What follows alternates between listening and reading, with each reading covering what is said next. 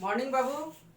तो इसके पहले वाले वीडियो में हम लोग पोटेंशियल एनर्जी का व्यंजक प्राप्त किए हुए थे और उस पर हमने आपको क्वेश्चन भी दिया था बनाने के लिए, है ना। जिसमें हम पहला क्वेश्चन आज इस वीडियो में बता रहे हैं आपको कि कैसे बनाना है। बहुत ऐसे विद्यार्थियों को पूछना है कि कम से कम एक सवाल बताया जाए, तो हम यहाँ कुछ सवाल आपको हम बताएंगे ताकि आप कंफर्म हो जाए। देखिए कहता क्या है ये क्वेश्चन।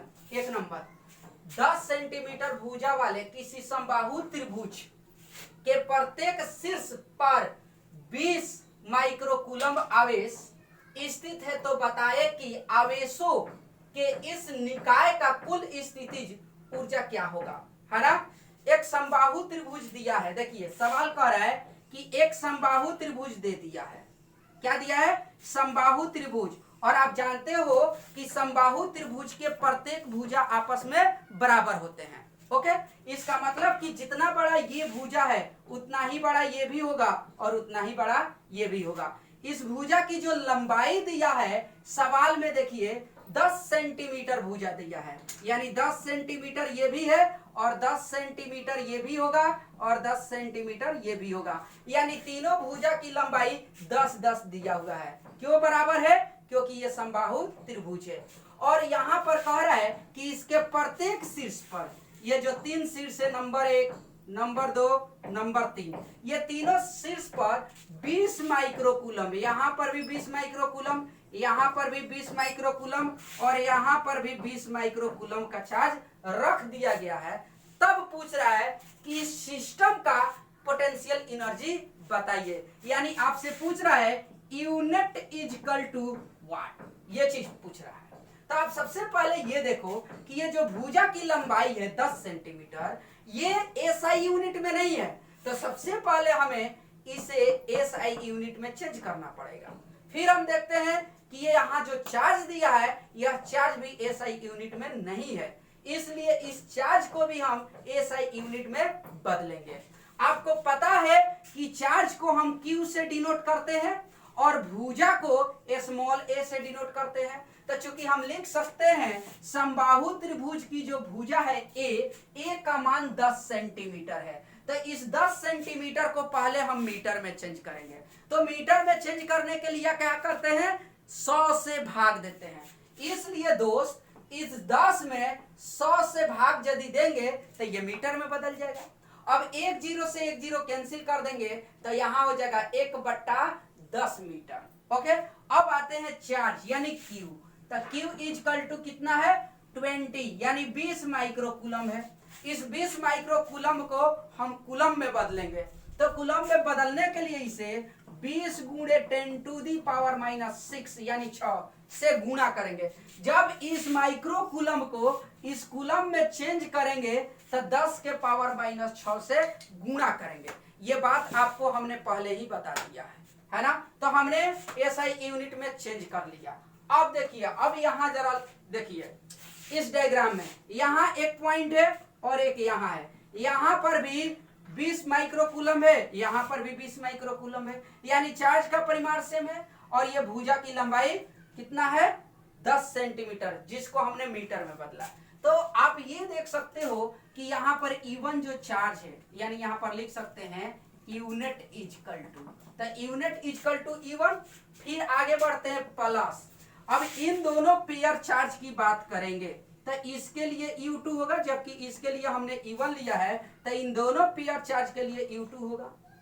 फिर यहां पर इस पेयर चार्ज के लिए हम U3 ले लेंगे पोटेंशियल एनर्जी, इसलिए unit is equal to E1 plus U2 plus U3, है ना। आप यहां थोड़ा दिमाग लगाइए, लॉजिक लगाइए। अगर लॉजिक आपको समझ में आ गया तो समझिएगा कि ये सवाल अभी बन जाएगा। अब ये देखो, जो चार्ज यहाँ है उतने ही यहाँ है, इसकी लंबाई है 10 सेंटीमीटर। ठीक उसी तरीके से जो चार्ज यहाँ है वही चार्ज यहाँ है, इसकी भी लंबाई 10 सेंटीमीटर है। फिर जो चार्ज यहाँ है वही चार्ज यहाँ है, इसकी भी लंबाई है 10 सेंटीमीटर। यानी हर समय ये तीनों, जितना एनर्जी इसका निकलेगा E1 उतना ही U2 भी निकलेगा, फिर उतना ही U3 का भी मान निकलेगा। क्यों निकलेगा? क्योंकि तीनों का मान एक दूसरे के बराबर है, इसलिए तो आप ये सोचो कि क्या यहाँ पर U1 बराबर U2 बराबर U3 होगा, यानी तीनों से एनर्जी का मान क्या निकलेगा, एक बराबर निकलेगा। इसलिए U1 बराबर U2 बराबर U3 बराबर में हम U लिख लेंगे, नो डाउट। चलिए अब यहां देख सकते हो, वहीं से अब देखो U नेट इजकल टू इन सब के बदले जो यहां हमने कॉन्सेप्ट लिखा है उस कॉन्सेप्ट से कितना हो जाएगा, यहां पर भी आपका यहाँ इक्वल टू होगा, यहाँ पर भी U लिख लेंगे, यहाँ पर भी U लिख लेंगे, फिर यहाँ पर भी U लिख लेंगे। तो U नेट इजकल टू क्या होगा 3U। यहाँ पर 3U का मान आप लोग पढ़े हो, फॉर्मूला पढ़े हो, क्या होता है K into Q1 into Q2 बट्टा R होता है। अब पढ़े हो ना, इतना पढ़े हो, आप देख सकते हो थ्योरी में कि U बराबर इतना निकाले हुए हो। अब यहाँ क्या करो, 3 हो गया इंटू, ध्यान दो ये के है, तो के का मान होता है, आपको हम पढ़ाए हैं, के का मान होता है दोस्त 9 गुणे 10 टू दी पावर 9।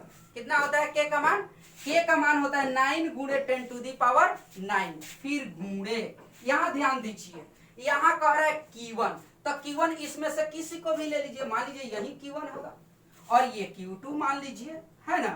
तो Q1 ये कितना है 20 माइक्रोकूलम, इसको Q1 ले लेते हैं, तो इसका मान कितना है, इतना आ गया है, यानी लिख देंगे 20 गुणे 10 टू दी पावर -6। फिर Q2, तो Q2 के जगह पर देखिए इतना ही है, तो जो ये है वही वैल्यू ये भी है, तो इसको भी हम उतना ही लिखेंगे क्योंकि दोनों सेम सेम है, इसलिए यहां लिखेंगे 20 गुणे 10 टू दी पावर -6 बॉक्स बंद, बट्टा देखिए आर का मान कितना है, दूरी, यहां देखिए आर मतलब क्या होता है दूरी, तो दूरी कितना है 10 सेंटीमीटर, तो 10 सेंटीमीटर को हमने क्या किया है मीटर में बदला है, तो कितना है 1/10, यहां लिख लेंगे 1/10। अब इसी को बस सॉल्व कर दीजिए, आपका आंसर आ जाएगा।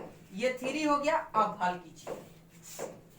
ये देखिए यहां पर 9, ठीक है, यहाँ 20, फिर यहाँ 20। अब ध्यान दोगे, यहाँ क्या कर रहे हैं हम 9 में इस 2 से गुणा कर रहे हैं, 9 दूना 18, फिर इस 2 से गुणा करेंगे, 18 दूना 36, यहाँ जरा आप ध्यान दीजिएगा 36 हो गया। फिर एक बार और समझिए, ये 9 है और इस 20 नहीं लीजिए, 2 लीजिए, तो ये कितना होगा 9 दूना 18, फिर यहाँ ले लीजिए, ये कितना होगा 18 दूना 36, हमने 36 लिख दिया। अब ध्यान दीजिए, यहाँ 10 के पावर 9 है ना, और यहाँ 10 के पावर 1, नहीं समझ रहे हो। इस 20 को क्या हम लिख सकते हैं 2 गुणे 10, जैसे यहाँ देखो इसके ऊपर लिख देते हैं, इस 20 के बदले हम 2 गुणे 10 लिख लेंगे, फिर यहाँ पर भी इस 20 के बदले 2 गुणे 10 लिख लिए, फिर 2 में 10 से गुणा करोगे तो 20 होगा, फिर 2 में 10 से गुणा करोगे तो 20 होगा। तो हम यहाँ लॉजिक लगा रहे हैं कि तुरंत बन जाए, देखो कैसे। फिर अब समझो 9 में 2 से गुणा करो, 9 दूना 18, 2 से गुणा करो 36 लिख दिया। अब यहाँ देखिए 10 के पावर 9 प्लस में, यहाँ 10 के पावर कुछ नहीं है तो 1, तो 9 गुआ एगो 10 गो, फिर यहाँ देखिए 9 गो एगो 10 गुआ, फिर यहाँ देखिए एगो, तो कितना हो गया 11, कितना हो गया 11। तो देखिए यहाँ 10 के पावर प्लस में 11 हो गया, ध्यान दीजिएगा 11 हो गया। अब इसको मिटका दे, चूंकि इसका काम खत्म हो गया, आप लोग समझ गए हैं तो इसको मिटका देते हैं, ओके 11। अब ये देखिए ये जो नीचे है ये भी तो ऊपर जाएगा, इसलिए यहाँ लिख रहा है 10 के पावर कुछ नहीं है तो 1 लिख लेंगे, है ना बाबू। अब यहाँ 10 के पावर -6 और 10 के पावर -6, इन दोनों को जोड़ेंगे तो 10 के पावर हो जाएगा -12। अब ध्यान दो, अब हो गया आंसर तुम्हारा। चलो यहाँ दिखा देते हैं, है ना। यहाँ देखो U नेट इक्वल टू निकल के आएगा 3, और यहाँ देख लोगे 36, देखो गुणे 10 के पावर 11 और 10 के पावर 1, कितना हो गया 10 के पावर 12, फिर गुणे 10 के पावर -12, देखिए 10 के पावर -12 हो गया। अब आप देखोगे कि 10 के पावर 12 माइनस में और 10 के पावर 12 प्लस में, क्या ये कैंसिल हो जाएगा, बिल्कुल हो जाएगा। अब सिर्फ इसमें गुणा कीजिए, 36 18, एक होगा 3 त्रिका 9, 1 10, यही हो जाएगा जूल में आंसर। देखो कितना आसान है। तो आप इस वीडियो को रोककर नोट करें, फिर अगले क्वेश्चन पर चलते हैं।